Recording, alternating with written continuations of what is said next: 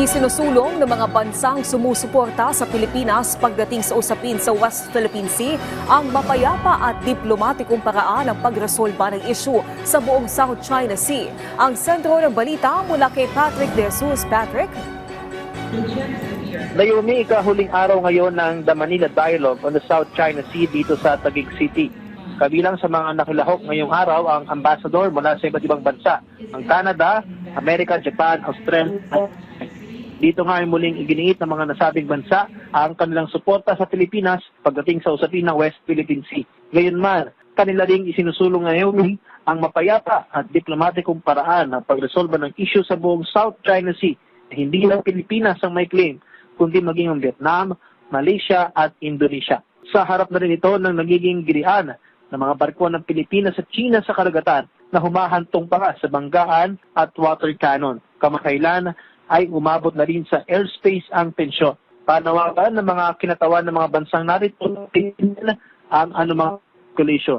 Gayunman ay nakahanda silang tumulong sa Pilipinas. Naomi, nagpapatuloy pa ang dialogo kung saan nakasala ngayon ng mga opisyal mula sa PCG at National Security Council. Yan muna ang pinahuling ulat. Balik sa iyo, Naomi. Maraming salamat, Patrick De Jesus. Samantala po, tiniyak ni Pangulong Ferdinand R. Marcos Jr. ang pinalakas pang suporta sa Philippine Marine Corps na may mahalagang papel sa bansa. Hindi lamang pagdating sa depensa kundi maging sa pagresponde sa sakuna. Si Kenneth Pasyente sa sentro ng balita. Sa pagdiriwang ng ika-74 na taong anibersaryo ng pagkakatatag ng Philippine Marine Corps, kinilala ni Pangulong Ferdinand R. Marcos Jr. ang papel ng naturang puwersa, lalo na sa pagdepensa ng bansa. Gayon din ang kanilang papel sa pagprotekta sa taong bayan, pagsulong sa kapayapaan at pagtatanggol sa sovereignty ng Pilipinas. Your unwavering commitment to duty, whether on land or on sea, has been instrumental in shaping the security landscape that we continue to build on today. Your contributions not only ensured our safety, but have also reinforced the very foundation of our shared future. Batid daw ng Pangulo ang bigat ng responsibilidad ng pagiging Marine Corps, lalo na't siya mismo ay sumailalim sa training noon. Malaking asset daw ang Marine Corps sa layunin ng pamahalaan na tugunan ng insurgency. Gayon din ang kanilang papel sa panahon ng sakuna. When disaster and calamity strike, you also stand ready to bring swift relief and critical aid to our people.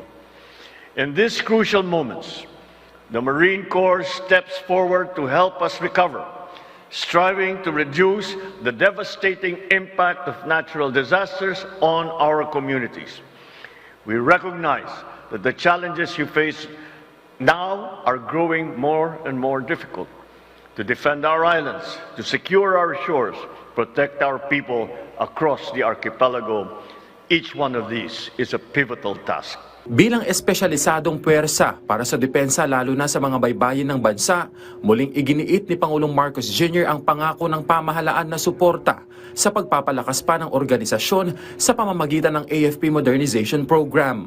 We are committed to building a stronger and more comprehensive defense posture by investing in modern infrastructure, upgrading facilities that will boost your operations.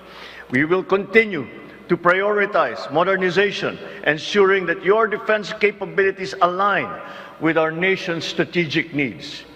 Pinangunahan din ng Chief Executive ang pagkilala sa 8 individual sa kanilang natatanging kahusayan sa PMC. Kenneth Pasyente, para sa Pambansang TV, sa Bagong Pilipinas.